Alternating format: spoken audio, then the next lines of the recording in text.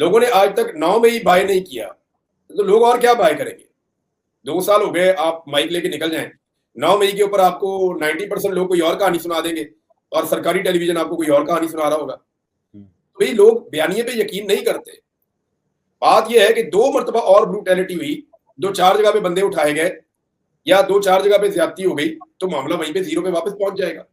تو اس سے پہلے کہ سارا کچھ ہو, چیزوں کو سمیٹیں چیزوں کو. جو عدالت میں ہو رہا ہے, جو اسمبلی میں ہو رہا ہے, بندے وہاں سے بھی اٹھائے گئے, بولنے بھی نہیں دینا, جو اڈیالہ کے باہر ہو رہا ہے, آج پھر ہوگا اڈیالہ کے باہر. آپ کو بھائی ایک بات پتہ ہے کہ جس وقت یہ قومی یکجہتی بن گئی تھی, سیریسلی قومی یکجہتی بن گئی تھی, لیکن جیسے ہی سپریم کورٹ سے ڈیسیجن آیا نا فوجی عدالتوں والا, تو اگلے 24 گھنٹے کے لیے قومی یکجہتی بری طرح بڑھ بھی گئی تھی.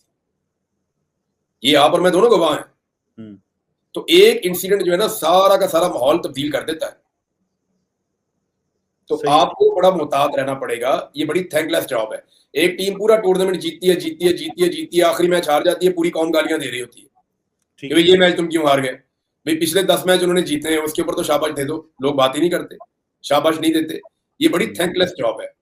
یہاں پہ عزت بچانے کے لیے آپ کو درست فیصلے کرنے پڑتے ہیں, اور درست فیصلہ یہی ہے کہ آپ اپنی روش کو تبدیل کریں, اپنی آئینی حدود میں واپس جائیں, سیاستدانوں کو ان کی ڈومین یا ان کی جو وہ سپیس جو چھینی گئی ہے وہ ان کو واپس کریں. کوئی نئے الیکشن کا کوئی وعدہ شادہ ہو ان کا آپس میں, یہ سیاستدان آپس میں طے کریں کہ سال میں الیکشن کروانے ہیں, 8 مہینے میں کرانے ہیں, 6 مہینے میں کرانے ہیں.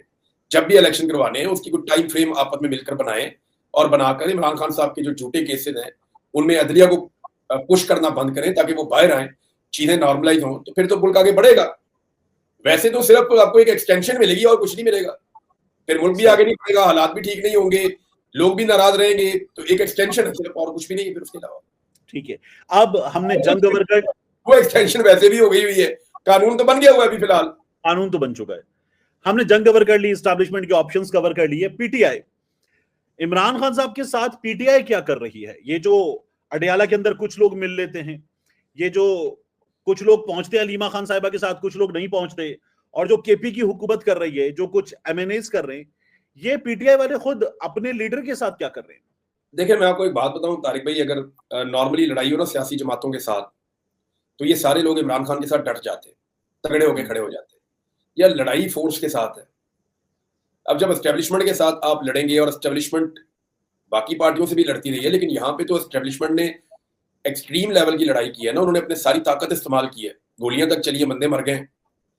تو ایسی صورتحال میں نا آپ سیاستدان سے یہ توقع نہیں کر سکتے, اور پاکستان میں روایتی سیاستدان ہیں ان سے تو آپ بالکل یہ توقع نہیں کر سکتے کہ وہ گولیاں کھانا شروع ہو جائیں, یا روایتی سیاستدانوں سے آپ یہ توقع نہیں کر سکتے کہ وہ ایک لیول سے آگے چلے جائیں.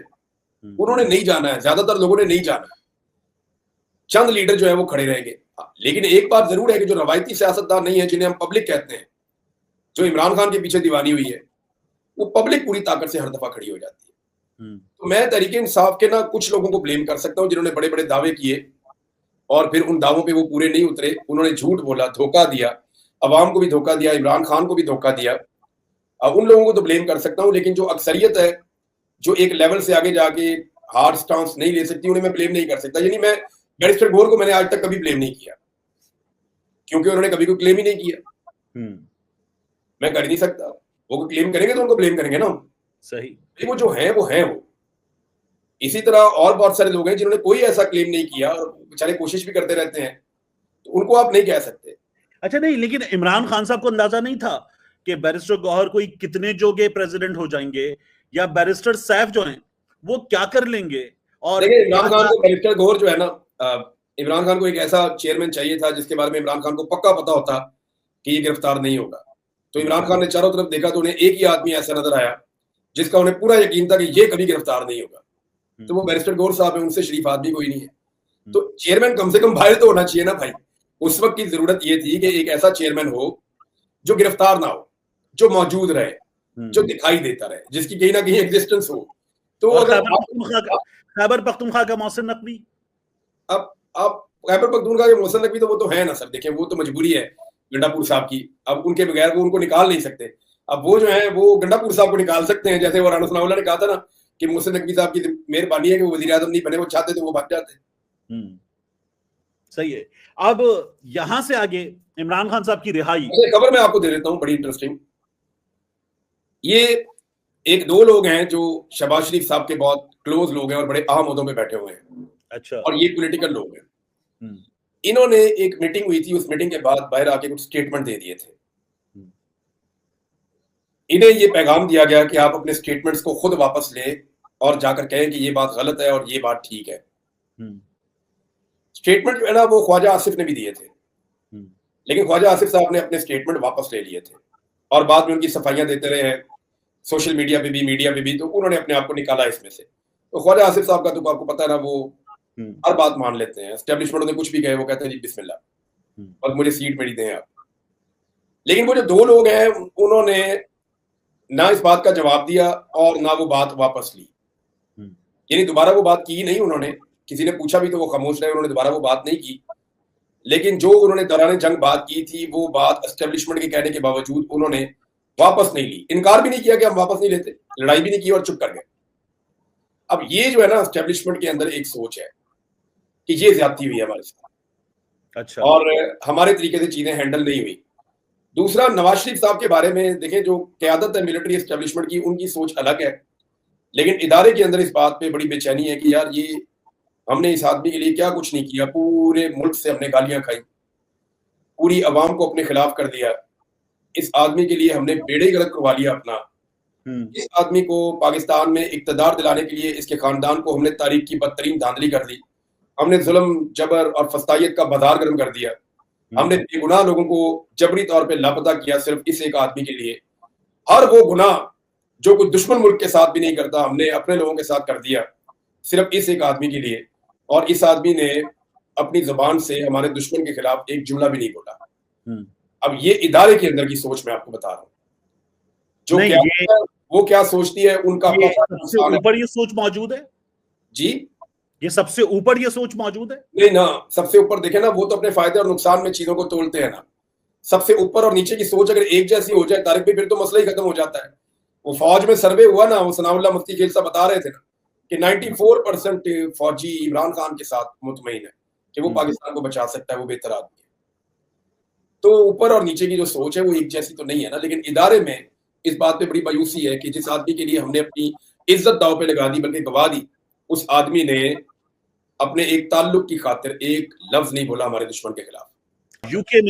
یو کے میں اب آپ کا جو آس پاس پاکستانیوں سے انٹریکشن ہوتا ہے وہ اب آپ کو اب بھی مشورہ دیتے ہیں کہ احتیاط گفتار میں بھی, موومنٹ میں بھی, ہر چیز میں, یا اب نارمل ہو گیا ہے؟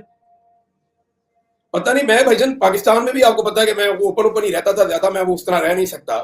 کچھ عرصہ میں نے بہت طریقے سے گزارا ہے. یہاں میں نے کچھ SOP اپنے بنائے تو ہیں کہ ان کو فالو کرنا ہے.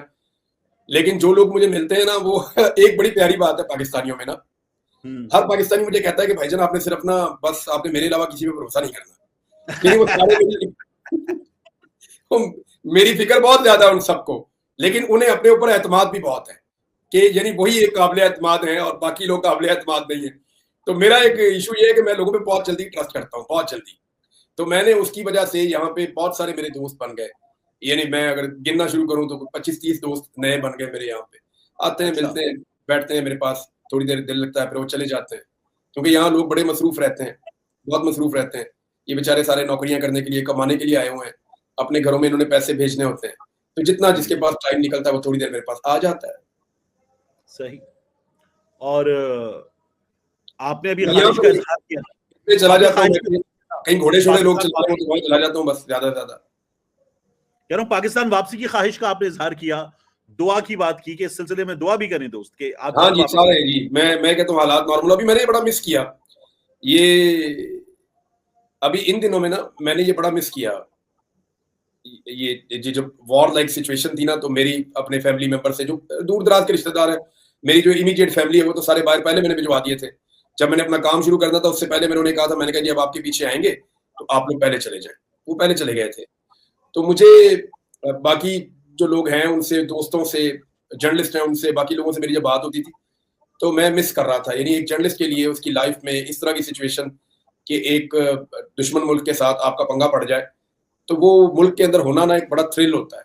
آپ کو ایک جنگ تو اچھی چیز نہیں ہے لیکن میرے جیسا بندہ جو ہے وہ اس سچویشن کو بھی میں چاہ رہا تھا کہ میں وہاں پہ ہوتا, میں خود بہت ساری چیزوں کو وٹنس کر سکتا, جا کر دیکھ سکتا, لوگوں سے انٹریکٹ کر سکتا, میں خود پاکستانیوں کا جذبہ دیکھتا, تو وہ موقع مجھے نہیں ملا. تو یہ مجھے 4-5 دن میں کافی وہ مجھے رہا ہے پرابلم. اور بڑے مزے کے لوگ ہیں, خود سپاہی کے ساتھ کھڑے ہو کے گن لے کے ڈرون گراتے ہیں, خود جہاں سے میزائل چل رہا ہے وہاں بیٹھ کے دیکھتے ہیں میزائل چل رہا ہے, بڑے مزے کے لوگ ہیں یار. میں آپ کو بتاؤں, ہم لوگ نا جنگ لڑ لڑ کے نا, یہ دہشت گردی کے خلاف لڑائی ہم نے لڑی ہے نا, اس نے اس قوم کے اعصاب بڑے مضبوط کر دیے بڑے, اور ان کا فائدہ پاکستان کو ہوتا ہے ایسے حالات میں. انڈینز کے نہیں ہے اس طرح کے. میں اس لیے تو کہتا تھا کہ اس کو جنگ کو اٹھا کے انڈیا میں لے جائیں.